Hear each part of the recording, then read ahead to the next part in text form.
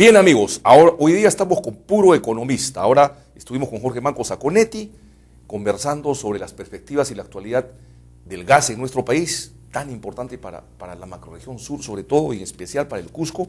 Y ahora estamos con el economista también Jorge Guillén de SAN. Jorge, muy buenas noches, gracias por estar en Hora 8 una vez más. ¿Qué tal? ¿Cómo estás? Encantado. Coméntanos un poco las perspectivas, la actualidad económica, cuáles son los aspectos más saltantes ahorita, en este momento. Bueno, básicamente la noticia de los últimos días es el temor sobre el default de Grecia, es decir, que se declare en bancarrota.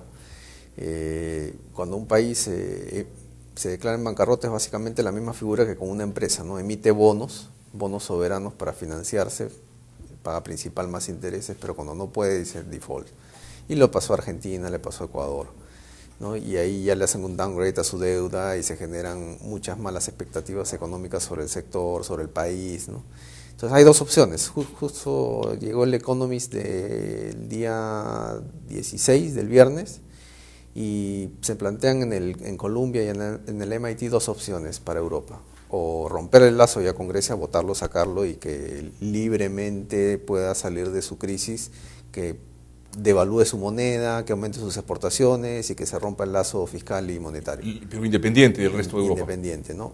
¿Qué le daría una mala señal a Europa? Le diría: se equivocaron, no han podido manejar, y generaría también incertidumbre, porque ¿cuál país sería el siguiente, ¿no? También en quebrar, puede ser Portugal, Italia, España, uno de estos. Un mal precedente, digamos, no funcionan las cosas, Europa no es unificada como se pensaba, en fin. Claro. Políticamente no sería correcto. Generaría un mal precedente ahí. De acuerdo. Y la otra opción es seguir rescatándola y para tratar de integrarla todavía y generar una buena expectativa, pero ¿cuál es el costo de esto? ¿Hasta cuándo va a durar toda esta deuda, ¿no? Es bastante fuerte los gastos y ya no tiene margen de maniobrabilidad. A diferencia de nosotros, que sí tenemos un margen de maniobrabilidad fiscal, ¿no? En el caso de Perú tenemos recursos, ya hay un plan de estímulo para enfrentar un posible escenario adverso el próximo año por el tema de Grecia y Estados Unidos y de Europa básicamente. Y también nuestra banca está preparada, la tasa de crecimiento es más o menos moderada, la morosidad ha sido baja, controlada, hay 8.000 millones de soles en provisiones, ¿no? Básicamente nuestro sistema financiero está bastante sólido, ¿no?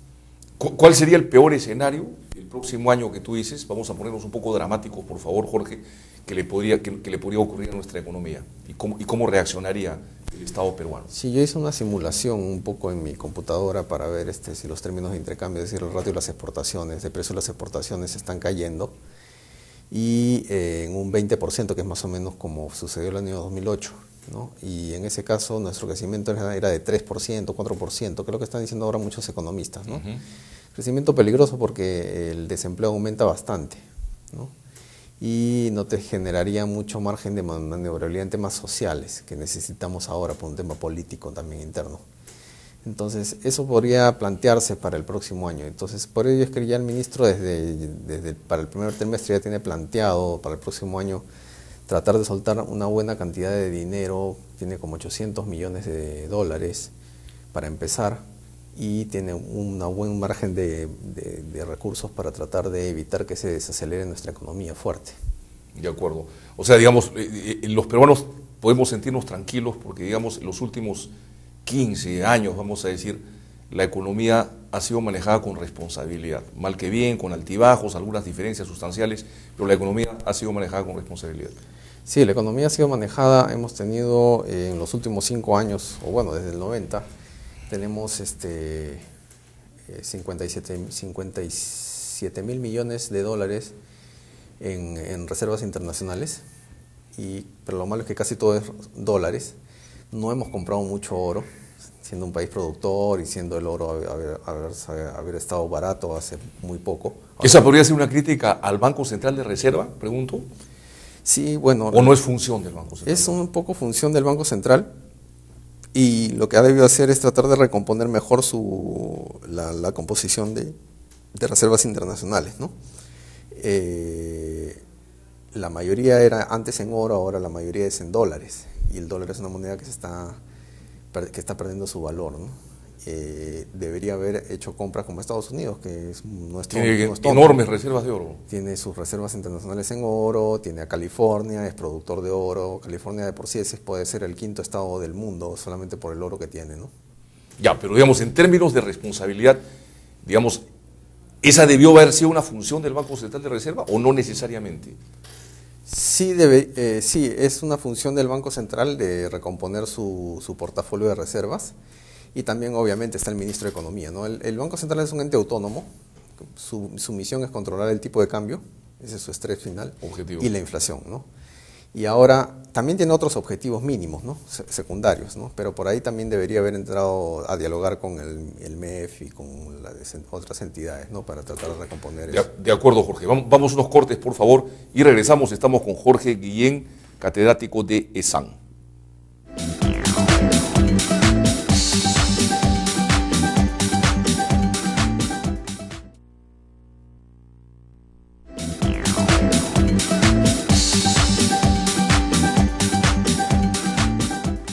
Bien, amigos, continuamos con el economista catedrático de ESAN, Jorge Guillén Uyén, quien además es articulista en los diarios Gestión y El Comercio. Bueno, se habla mucho de una posible inflación. Tres productos, soya, maíz y trigo, ¿no es cierto?, están subiendo de precio por efectos del fenómeno del Niño, una serie de cambios climatológicos y otros factores. Y estos tres productos, soya, maíz y trigo, siempre lo decimos en este programa, pues el Perú los importa en cantidades millonarias, ¿no es cierto?, desde hace 30 o más años, ¿no? Desde el momento en que dejamos de ser un país autosuficiente en alimentos, ¿no? Si uno ve los reportes del Banco Central de Reserva, si no me equivoco, trimestralmente sobrepasan los 50 millones de dólares fácil la importación de estos tres productos. ¿Qué peligro hay, Jorge? Sí, ese es el fenómeno de la niña que está ocurriendo ahora en Argentina, en Brasil. Nosotros importamos de ahí soya, maíz. Bueno, Argentina es un productor mundial enorme de soya, es el granero de Sudamérica en maíz, también importamos trigo, y es casi lo mismo del déjà vu de lo que nos pasó el año 2007, ¿no? Que los precios de estos cereales subieron porque se usaban como insumo para biocombustibles. Luego ya como por la crisis financiera se desaceleró la demanda de biocombustibles, y Rusia tuvo en el año pasado también un problema de sequías en el Mar Negro, es un tercer o cuarto productor mundial de cereales también, y ahora por la niña estaría afectando un poco el maíz y estos cereales que está en todos lados de nuestra canasta básica, está en el pan, está en la harina, está en los fideos, está en el pollo, porque el pollo usa insumo maíz, y va a contaminar. Obviamente ahí el Banco Central va a tener que tener también otra vez problemas para tratar de combatir la inflación, que es para lo que está hecho el Banco Central, ¿no? Un ente autónomo, y su estructura organizacional dice que tiene que atacar inflación y el tipo de cambio, ¿no? De acuerdo. Bueno, impresionante. Y quizá esta podría ser una oportunidad de empezar, digamos, una reconversión en el país y empezar a producir en las zonas en que se puede de repente más trigo, sembrar soya, ese tipo de cosas. Tenemos desventajas, ¿no? Porque somos un país netamente importador de estos productos. En la época del 2007, que vino este problema de déjà vu de inflación por el alto precio internacional de los alimentos, se hablaba de proyectos para cambiar nuestra canasta de consumo, ¿no? Se habló del papapán, el pan de camote, ¿no? Pero la gente no se acostumbra, la gente quiere su pan francés, ¿no? Nunca hubo realmente su buen periódico claro, y su mantequilla, ¿no? Y no, la gente no está acostumbrada, ¿no? El tema es que me acuerdo que Toledo ahora y mucha de esta gente que está con Gana Perú habían propuesto, al igual que el fondo de combustibles, también un fondo para precio internacional de los cereales, ¿no? Para subsidiar, si es que hay fondos y margen de maniobrabilidad, amortiguar un poco el efecto de la inflación, así como lo hacen con el petróleo. Y eso está, digamos, en el plan de Gana Perú, digamos, es una posibilidad. Sí, era la gente de Toledo que ahora está con Gana Perú, ¿no? Entonces probablemente lo lleven también esa posibilidad. ¿Y tú te parece que sería una salida viable, interesante? ¿La pruebas? Es interesante, habría que ver la estimación y costo, que eso sí no lo he considerado porque esas cifras no las tengo. pero habría que ver si es que podríamos también contar con cierto margen. Pero ayudaría, porque la inflación es para combatir básicamente a los sectores más bajos, es el impuesto a los pobres, básicamente. Así es. Jorge, ¿qué otras perspectivas, digamos, en la economía hay en este momento, en los grandes proyectos, en fin, qué otras cosas quedaron en el tintero? Bueno, está un tema de cierre de brecha de infraestructura que estábamos hablando en el bloque pasado, ¿no? Con el plan de estímulo, que van a haber muchos proyectos de infraestructura, con el ministro de Vivienda. Vamos a tener todas estas posibilidades de tratar de colocarnos en un ranking de competitividad en una posición mucho mejor, ¿no? Ahora está ayudando frente al escenario de desaceleración. Y aquí, en este escenario de desaceleración, a río revuelto, ganancia de pescadores, el oro es el que está ganando terreno. Hoy día leí en gestión, como yo invierto y te dije la vez pasada. Sí, eso te voy a preguntar, ¿no? Sí. Está en 1770. Hasta ahora todos los días lo tengo en el ojo ahí, porque uno puede entrar a la página web de Yahoo Finance, por ejemplo, y ahí lo tienes, minuto a minuto, y rezándole ahí para que siga subiendo. Y he leído en gestión que va a llegar, algunos especialistas dicen que esto puede llegar a $2.300 el próximo año.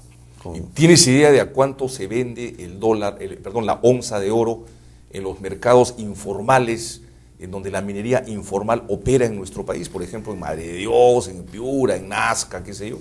Debe haber un mercado negro informal. Debe estar, claro, toneladas. Debe estar más bajo, porque el que cotiza en bolsa es puro, ¿no? Es como el petróleo. El petróleo que cotiza no es el nuestro. Bueno, nuestro petróleo es un petróleo grueso, lleno de azufre. El petróleo que se cotiza en bolsa es el petróleo dulce. No es que nosotros que sepa como un caramelo, pero no tiene grado de azufre. El nuestro es un petróleo sucio, tengo entendido. Sucio, y hay que refinarlo mucho. En cambio, el de Venezuela sí es un petróleo limpio. Incluso hasta Chávez le hizo la broma a Bush diciéndole que huele a azufre. Diciendo que mi petróleo es puro, el tuyo no. Mira, me hace señas, vamos unos cortes y vamos en el siguiente segmento a hablar, yo creo que le va a interesar muchísimo a la gente, cómo empezar a ahorrar en oro, ¿no es cierto? Y hay forma de hacerlo legalmente, por supuesto, a través de una especie de agencias de bolsa. Ya nos explicarás en el siguiente segmento. Regresamos, amigos. Estamos con Jorge Guillén Uyén, catedrático de ESAN.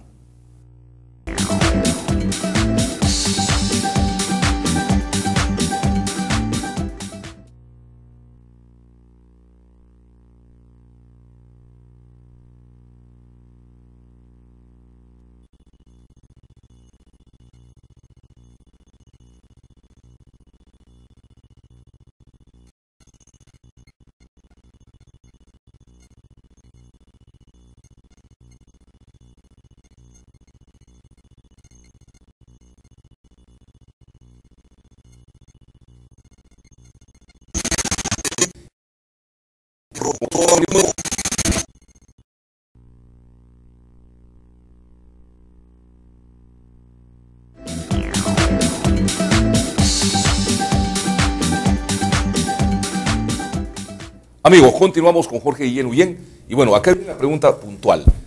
¿Cómo se puede, Jorge, empezar a ahorrar en oro? ¿Cuál es el procedimiento, el mecanismo? Sí, uno puede entrar a cualquier sociedad agente de bolsa, está a 174 más o menos dólares la acción. Es barato, $174 lo puede tener cualquier persona, ¿no? Y está en relación con el precio de la onza, porque la onza está como 1.700, le multiplicas por 10. Si va subiendo, este precio va subiendo también su valor. Probablemente llegue a fin de año a 200 y el otro año a 230, ¿no? Ya uno puede ganar un 30-40% a partir de ahora. Y están sociedades agentes como Cavalli, como Calpa, SAP, ¿no? Que están en San Isidro o en Surco. Ya, todas las agencias de bolsa que operan autorizadas en el país dan este certificado. Autorizadas por la CONACEF, con la Comisión Nacional de Empresas Supervisoras de Valores. La CONACEF, en la página web, ahí aparecen todas sus sociedades agentes de bolsa. De acuerdo. Y digamos, y cada talonario, no sé cómo llamarlo, vale el 10% de lo que cuesta la onza en este momento. Así es, del oro. Y uno puede chequear el portafolio por internet y hacer el seguimiento, ¿no? Un día lo compré, mañana me levanto y veo cuánto está y me sale mi rendimiento. Si lo quiere vender, por abajo te sale una cuenta corriente con lo que ya vendiste. O sea, a veces hay gente que es muy adversa al riesgo, no quiere quiere ganar alguito y entonces vende una parte y lo tiene en su cuenta corriente, regresa, ¿no? Leí en Gestión, en el diario Gestión, digamos, un artículo sobre eso, pero en donde recomendaban no meter todos los huevos en una canasta. Decían, si usted va a invertir en oro, invierta. No recuerdo exactamente el porcentaje, pero creo que era el 20% o algo así de lo que uno podía disponer, meterlo en oro. Era la recomendación. ¿Tú qué piensas? ¿O te arriesgarías más? Yo creo que es una buena inversión. Hace 5 años estuvo 500, 600 dólares la onza. Si uno lo hubiera dejado dormir todo este tiempo, hubiera ganado bastante, ¿no? Ahora creo que es momento de aprovecharlo. Ahora, sí es importante la diversificación del portafolio, ¿no? Esta burbujita del oro puede que reviente el 2013, ya cuando la crisis se empiece a aliviar. Y las siguientes opciones sería ya invertir en índices, así como nosotros tenemos un EPU, que es el índice peruano en bolsa, en índices de países industrializados, porque están baratos de tanto que se han ido al suelo. Probablemente ya para el 2014 sería una opción, y ahí diversificarse, porque ahorita la diversificación es nula. Incluso en The Economist ahí estaba viendo por qué todas las bolsas van al mismo sentido, no hay diversificación, por la globalización. Europa, Estados Unidos, Perú, se cae la bolsa y ese mismo día todo se viene abajo, excepto el oro, que es el que... De acuerdo. Bueno, señores, entonces ahorrar en oro, digamos, es una buena opción, es una buena alternativa. En un corto plazo. En un corto plazo. Ahora, ¿qué otros consejos darías? Por ejemplo, invertir en una vivienda antes que pensar, digamos, estoy hablando de la gente, digamos, de clase media, joven, relativamente joven. Me parece que una excelente inversión es en una vivienda, antes que pensar en un carro del año o cosas por el estilo. Sí, un carro del año se deprecia mucho en el tiempo, no es más que nada un lujo, una cuestión de marca. Suntuaria, ¿no? Pero una inversión sí sería una vivienda. Ahora están creciendo bastante también en el tema de precios, pueden llegar a $3,000 el metro cuadrado, en San Isidro, por ejemplo, ¿no? Es también una opción también. Y todavía la brecha hay una demanda insatisfecha en tema de viviendas. Tremendo, sobre todo para los sectores B, C y D. Para A y B parece que ya se cubrió, pero para los de C y D en adelante todavía es una posibilidad que uno puede invertir, ¿no? Un departamento y alquilarlo, ¿no? Otra inversión que yo creo que no tiene pierde también es la educación. O sea, si uno es padre de familia, tiene hijos, digamos, invertir en darle una buena educación en estos tiempos de cambios en el país, ¿no consideras que es también una buena inversión? Sí, siempre es bueno estar informados, ¿no? Y hay diferentes opciones también. Ahora, si vamos por el otro lado, si uno quiere hacer una escuela, una institución, también, ahora que yo viajo a provincias, yo veo, aparte de mi institución que tiene su prestigio, veo otras instituciones limeñas que están por ahí, algunas hasta tienen sus locales ya enormes, que también trabajan en Lima, ¿no? Y generan una buena cantidad de beneficios, porque es barato, tienes un profesor y tienes 40 alumnos, 30 alumnos, es una buena opción. Claro, hay oferta de todo tipo, ¿no? Hay educación de calidad y hay también educación bastante pobre. Bueno, en este momento entonces en materia de ahorro podríamos hablar de oro, podríamos hablar de vivienda y podríamos hablar de educación.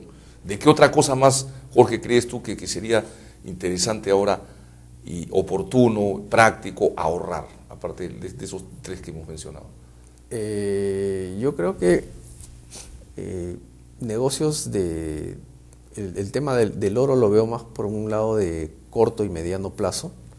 El tema de vivienda, el retorno sí va a ser mucho más largo, la recuperación va a ser un horizonte mucho más largo. El tema educativo, bueno, y algo que uno quiera también, pero hay que tomar sus precauciones, porque si uno quiere implementar un negocio nuevo de servicios o comercio, debido a que, como dijimos en el primer bloque, el PBI va a estar probablemente en un 80% a 4 o 5%, o sea, vamos a estar un poco más desacelerados. No hay que sobreestoquearse, ¿no? Porque si las ventas van a venir abajo o no tan altas y uno se emociona y se sobreestoquea, va a perder, ¿no? Entonces hay que tomar las precauciones del caso y ver qué va a suceder más adelante. Y también tenemos la incertidumbre, aparte de la incertidumbre externa, la incertidumbre interna política, porque todavía son 60 días de este gobierno. A eso quería llegar, justamente a eso quería llegar. O sea, ¿cuál es, lamentablemente me hace enseñas, Jorge, yo te iba a preguntar cuál es la percepción en el mundo académico de estos 60 días, pero eso lo comentaremos la próxima semana en otra oportunidad. Muchas gracias, Jorge, muy amable por tu participación. Amigos, ha sido todo por el día de hoy.